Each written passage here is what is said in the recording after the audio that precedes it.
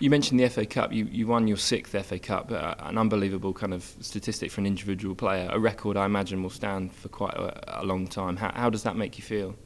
It's amazing. I remember playing in my first FA Cup and the feeling of being, it was at Cardiff at the time, but just being out with the fans, and I watched it on TV. I watched Gascoigne knock Arsenal out with free kicks, and it was just as a boy you dreamed to play in the FA Cup, and for me now to have won six is something I'll never forget. I know people like winning Champions League and that, but me being an English guy and seeing what the FA Cup means to English people and everyone really, but for me is a great achievement, and I will never forget that.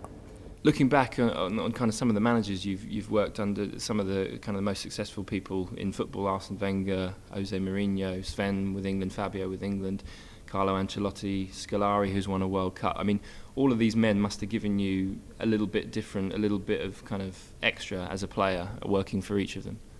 Yeah, of course. I think if you look at every manager you mentioned, they're all amazing man-to-man managers, and they know how to get the best out of you. And of course, I've got weaknesses in my game like everyone else, but they say don't worry about the weaknesses, do what you're good at, do what you're strong at, and of course that seems to, like, I enjoy attacking, and they seem to, the way we play with the teams I've been in, they let me get forward and attack and create chances, sometimes score goals. So for me, I've been lucky, I should say, to have them kind of managers backing me, really.